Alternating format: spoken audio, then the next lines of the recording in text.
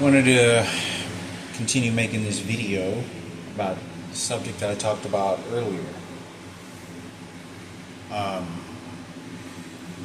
When about 9/11, and I know this is it's 25 years ago. This is 26 years ago. I was 16 years old at the time. So, yeah, it's about 25 years ago.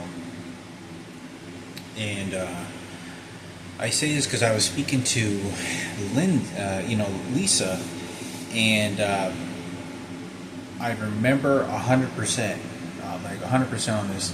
I remember when it happened, I talked to her over the phone, and I mentioned it to her. I said, "Hey, did you see?" And I didn't like act all scared, or I was very normal, like just any person that would be talking about it. And I was like, "Hey, did you see what happened in New York?" And she sounded very scared immediately. Like she said, "Let's talk about something else. Let's focus on. Let's talk about something else." And that's what she said. And so I continued the subject on something else, and she seemed scared. And that was why I didn't want to tell her. When I talked to her, I didn't make it in any way, in any form of the way that my father had spoken to the president, all this other stuff. She sounded scared. And that's why I didn't tell her. And all I could think about when I was on the phone is like, do you have any idea what I'm connected to, what I'm involved with? The magnitude was just like more than I could really just kind of comprehend and just sort of absorb, and that's how it flew. And she sounded scared when I talked to her. She was like, let's talk about something else. Yeah, I saw it on TV or something. And she sounded scared, and that's why I didn't want to say anything. I know this sounds crazy, but I think I remember at that time, I think that also had something to do with it. That I think that had something to do with the idea that it put her in a just more of a sort of anxiety or paranoid state. And I don't think she was. She stayed in her room a lot, and she really didn't have girlfriends, like a lot of female friends. She was more independent, in my opinion. It seems so. Where there's a lot of girls that have a lot of girlfriends, she seemed very independent on her own, kind of girl. And but I thought I would say something because I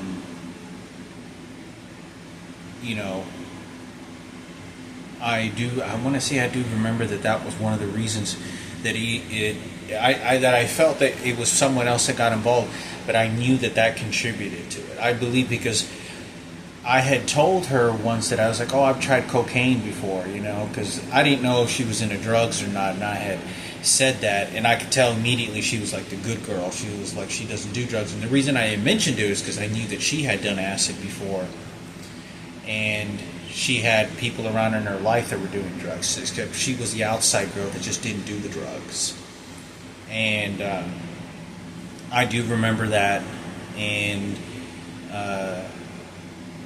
so I didn't want to talk about it anymore. I didn't even want to touch drugs, but I had experimented with cocaine numbers of times. Not a whole lot until later, because that was early when I was 16, but just a few number of times. And it wasn't an addiction. It was just when I happened to be around some friends that had it. And but that was 4 or 5 months before, because we were talking together with each other a total of probably like 5 months, I'd say 6 months at most. And it was pretty frequent on an every other day basis. And but I do recall that I felt that it was so long ago. It was so hard to go into what I can remember at that time, exactly how I felt in that position. It's very hard. But in my opinion, what I have to say that I feel pretty good, I felt that in that conversation, I think that that contributed to her, okay, I need to make better decisions. There's a lot of bad stuff going on out there. Should I talk to a guy that's doing drugs or has done drugs before? Or, but I don't know. I think that someone else got involved, but I think a combination of things contributed to those. But I do 100% remember being on the phone with her, and she sounded scared. And I didn't want to tell her. And I was just thinking to the magnitude of, you have any idea what I'm connected to? And I just didn't tell her. I never said anything. At that time, what's so sad about it is you're never able to explain the honorary mentality, because there's a lot of people, they think they understand what teenagers are thinking of, or their mindset, and they don't understand that, because I grew up so much different from Kenneth Cooper and other people that had money. Sheriff's department, I can get any job and place, I get what I want, just threatening with the police, detective. It was so different. And I grew up going to church and believing in God and seeing a lot of bad shit and being around my mother and father. The combination of those things molded me into this sort of momentum of belief. And so, so much of my environment, it just built a combination. It's just like some people out there, like in athletes, they're just put in the right circumstances in all their environments, what makes them champions. Financial resources, environment, the number of people, them watching, certain movies at a very young age, whether it was Bloodsport with Jean-Claude Van Damme or Kickboxer or whatever it may have been, sometimes that it creates that individual, that kid, to think that way, and they didn't have very strict parents, and so like the movies is actually training the kid, and they grow up believing in that shit, and they become champions, they become undefeated their whole lives, like Mayweather and the Lindsey Vonns or whatever it may be, but it's a series of combinations, and I think it did. So when people start coming into me, and at that time, I'm just thinking, you sort of take this honorary road, and it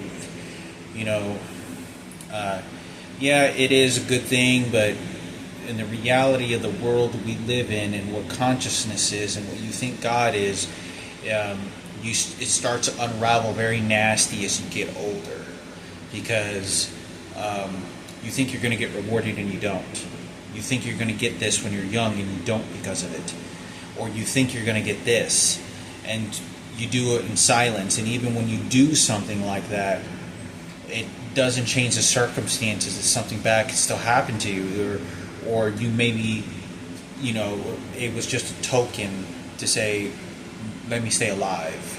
Keep me alive, God, before you had to banish me from this earth. And you realize that human beings have power to take life when they want to. They make that conscious decision to take life when they want. And without the consciousness of thinking that that's God or anything of that nature. That human beings make that decision. It isn't God. It isn't whatever piece of what we are connected to. Yeah, I know, understand that, but you're still making a decision. So, it is lost forever, in my opinion.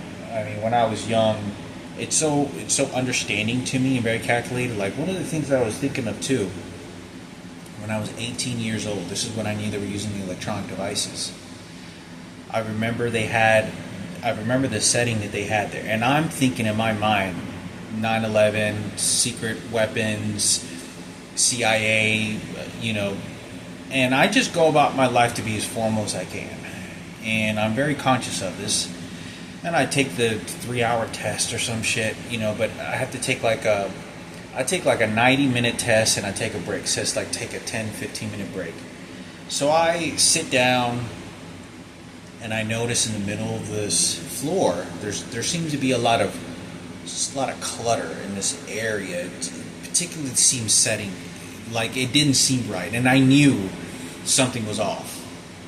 Anyway, I noticed there was like 2 or 1 or 3 sort of towers, and they have magazines right all on the sides of them representing World Trade Center, and I knew that was not an accident, particularly how it was set up. So I just go over there and pick up a magazine. I'm looking like, oh, I really like this house. Set my goals and forward what kind of houses I like and whatnot. What type of architectural, whether it's a spiral stairs or old-fashioned wooden kitchen, or a particular type of sink. But I do remember going through that, and I remember them shooting at me, just thinking, I go, yup, they're shooting something at me. And I kind of giggled at them, and I knew, because it was like, I'm so separated from whoever's doing this to me. And I'm thinking, oh shit, I'm in some really fucking deep shit right now. Oh fuck, But because you have to keep a healthy mind and take a laugh and giggle about it, because in my opinion, that's the only way you're going to stay healthy, mentally healthy, and have a healthy division, have a healthy separation from what you don't have any control or business, or shouldn't have any emotional attachment to it, because you have to focus on yourself. And just realizing I'm mortal, I will be like one of those people in those coffins one day, if my body's recoverable, just like that, no difference, yeah, I thought I'd make a video on that. I do remember going through that in Home Depot and thinking to myself, and I remember thinking that, yup, oh shit, it was like, oh shit, World War III. But I guess, what do they want to call it? I think they call it, I take it like a grain of salt or something. I think that's the quotation or phrase that people just say, and I go about my life and just, sort of just stay formal the way I need to. But it's too late now. I'm old, whatever. It's very difficult because along with the other stories of other family members and people, they can't talk about their story, and you lose the track of that exact moment and presence. You forget. Nobody can remember. I mean, it's very hard. It is extremely hard, because you want to be able to label it and be concrete, and some people can, and some, I think in many cases it's almost frightening, but there's no way to prove it. And I can get as close as I can, but you can't ever get 100. Nobody can. But to be very solid of what that state of being was, because that state of being at 21 years old, your physical body is at that being of feeling, not 41 thinking back as what I can try to retain as more knowledgeable and retaining and confidence that I've gained, to then apply that to at 21 years old, to then say, but that's as good as it gets, as close as you can say to it is. But that moment when you're in that presence at 21 years old, 18 years old, 19 years old, and how you're processing, and because some people are really religious, some people are really spiritual, some people confined to that very strict code. They recycle everything, they don't let a cookie crumb fall on the ground. They make sure they wipe after themselves, and there isn't a recording device for that. And so this is whenever horrible monsters show up and they just wipe you out like that. Police officer, detective, fuck you, and it's just disgusting, as disfiguring as you can imagine. And to a higher power, someone just has to just move the chess pieces. When you move those chess pieces, it's wiping you off. You won't be able to explain why. It's in comfort for them and on their token, on how they feel comfortable with it and how they wanted things to go. Because they're moving the chess pieces, not anywhere here. My family and myself that are actually doing, when it's actually our table, our sacrifice, that the pain, everything is. I was our lottery ticket, not yours.